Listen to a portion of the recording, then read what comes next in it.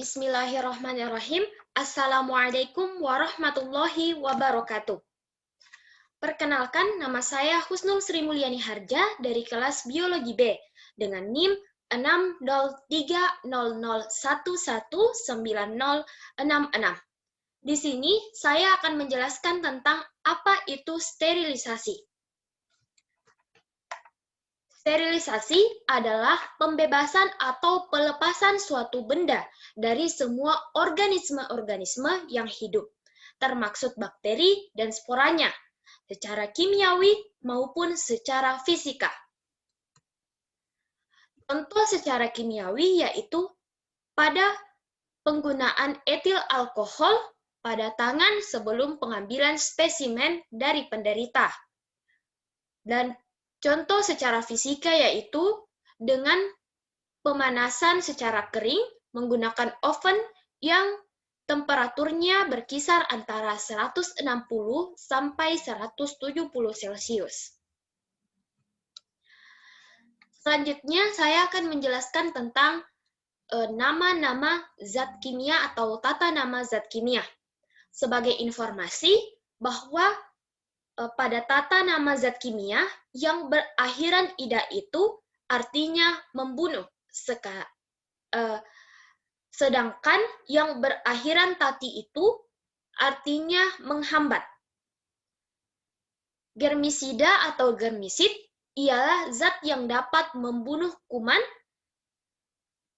sedangkan bakterisida atau bakterisid adalah zat yang dapat membunuh bakteri, dan fungisida atau fungisid zat yang dapat membunuh jamur.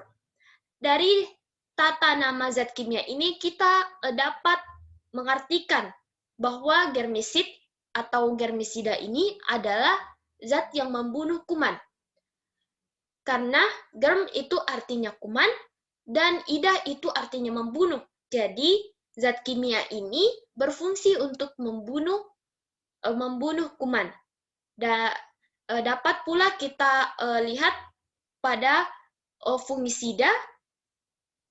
Fungi itu adalah jamur dan ida itu artinya membunuh.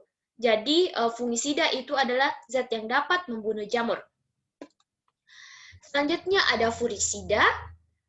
Maksud saya virusida atau virusid adalah zat yang dapat membunuh virus, dan sporosida atau sporosid ialah zat yang dapat membunuh spora.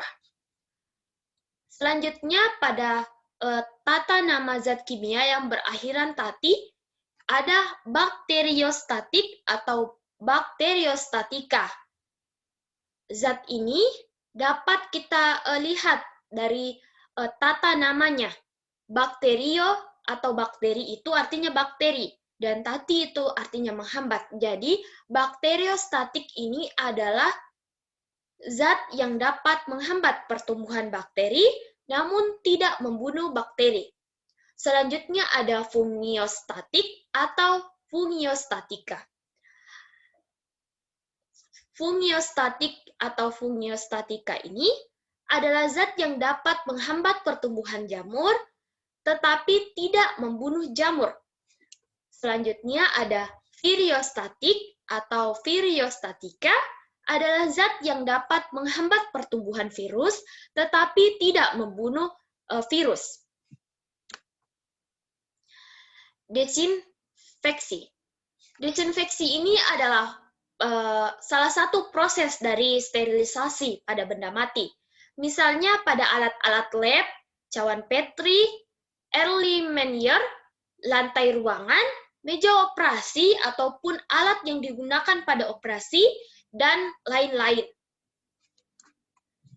Sedangkan desinfektan adalah zat kimia yang digunakan pada proses disinfeksi.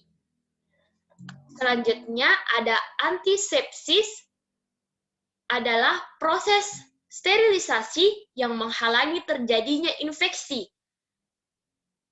Dan antisepsis ini tidak toksik atau tidak berbahaya bagi jaringan yang hidup, sehingga dapat digunakan untuk jaringan hidup.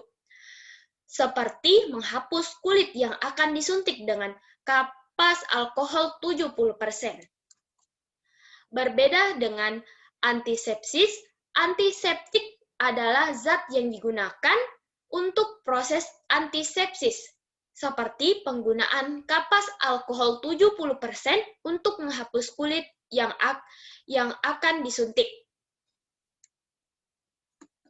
Contoh dari antisepsis tadi itu ketika kita ingin mengambil sampel darah atau melakukan tes golongan darah, pasien yang akan dites golongan darahnya tersebut kulitnya dihapus menggunakan alkohol swab.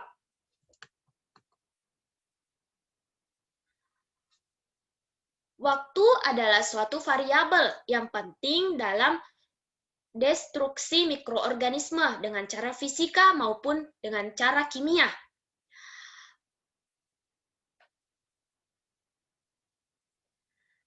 Zat ini penting.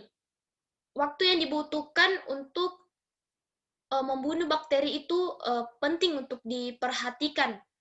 Penting untuk diperhatikan waktu secukupnya untuk membunuh bakteri. Lamanya waktu yang digunakan akan tergantung pada jumlah populasi awal dari bakteri. Jadi, sangat penting untuk memperhatikan waktu yang secukupnya pada zat yang digunakan untuk membunuh bakteri.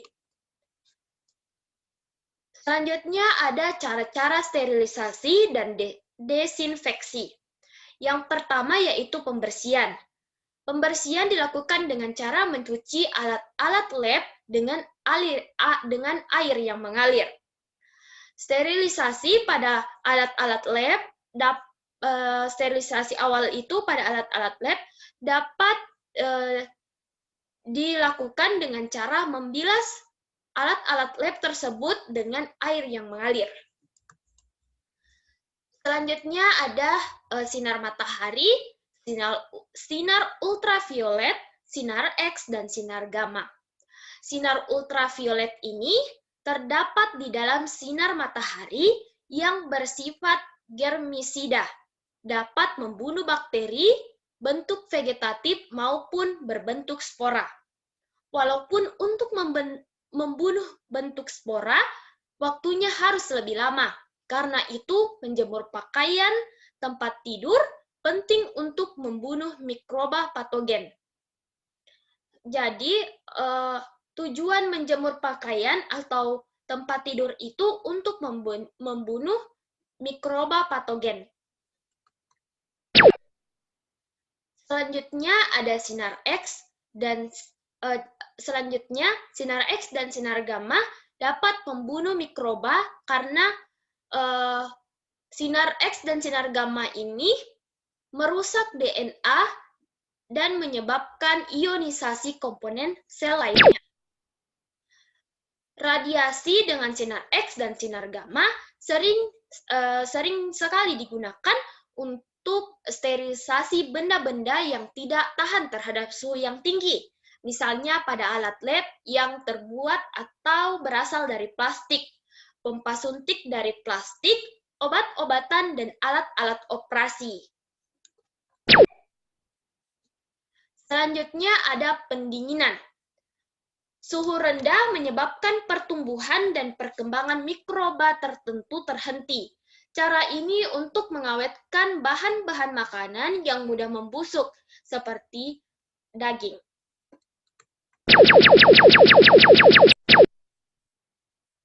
Karena pada suhu rendah, bahan makanan tidak akan dirombak oleh bakteri tertentu, seperti Neisseria gonorrhea, Treponema pallida.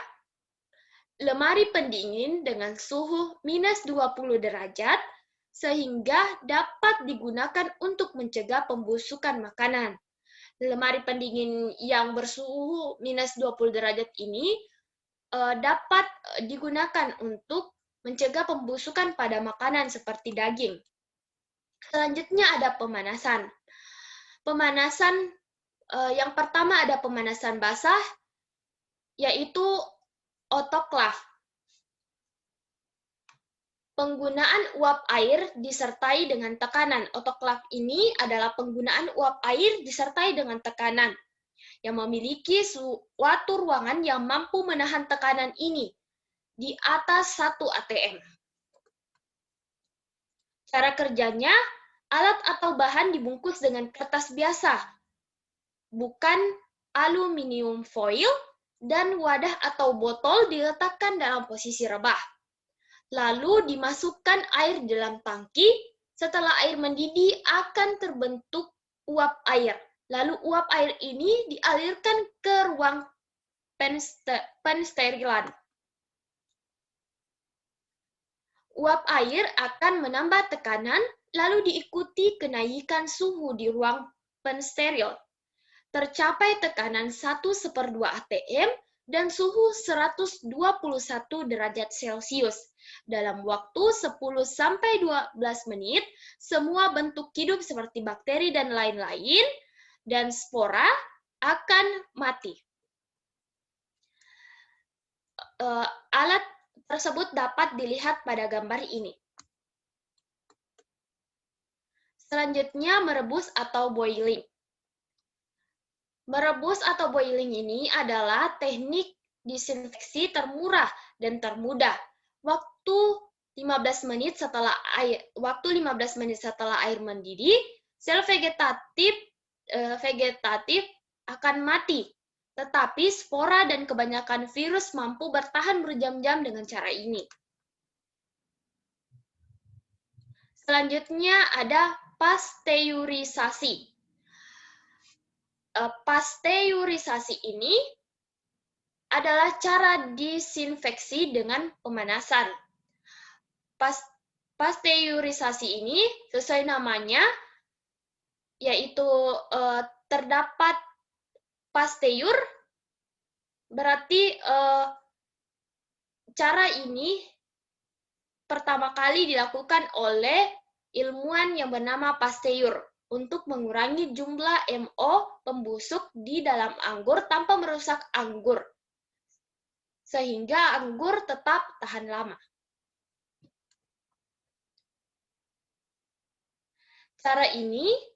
Cara pasteurisasi dapat digunakan di susu, yakni mematikan Mycobacterium tuberculosis, Brucella sp, Salmonella sp, Shigella sp, dan Shigella sp. Susu dipanaskan pada suhu kurang lebih 65 Celcius selama 30 menit. Selanjutnya ada pemanasan kering. Pemanasan kering ini terdiri dari yang pertama pembakaran. Pembakaran adalah cara sterilisasi yang 100% efektif, tetapi terbatas penggunaannya. Selanjutnya ada oven. Oven ini digunakan untuk alat-alat yang dari gelas seperti tabung RX, botol, dan alat-alat dari katun. Pemanasannya sampai 170 derajat selama 1 jam. Jadi jika 2 jam, 140 derajat. Jika terdapat bahan dari katun, jangan sampai lebih dari 180 derajat. Jika suhu belum mencapai 100 derajat. Oven jangan dibuka karena alat-alat gelas akan pecah dengan pendinginan secara mendadak.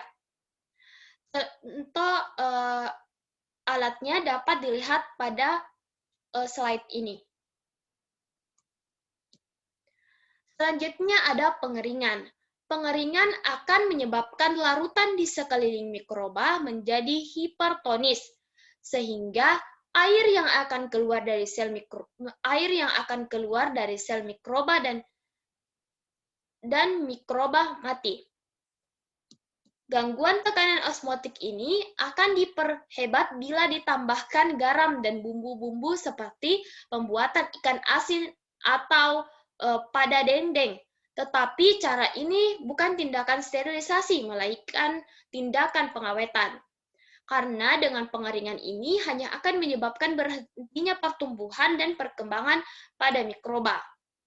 Beberapa bakteri yang akan segera mati karena pengeringan misalnya yaitu ada Neisseria gonorrhea dan Neisseria meningitis, sedangkan Streptococcus pyogenes dan Mycobacterium tuberculosis dapat tahan sampai berminggu-minggu lamanya. Selanjutnya ada filtrasi atau penyaringan. Filtrasi ini untuk membuat steril cairan atau larutan yang termolabil atau mudah rusak karena pemanasan, seperti serum, enzim, atau antibiotik. Contoh filter antara lain, filter Seid terbuat dari asbes filter, Birkefeld dibuat dari diatomea, dan filter Chamberlain dibuat dari porcelain. Filter ini memiliki pori-pori yang sangat halus, yaitu 0,1 sampai 0,2 mikrometer, sehingga filtrasinya bebas dari bakteri tetapi tidak bebas dari virus karena virus masih dapat lolos dari saringan tersebut.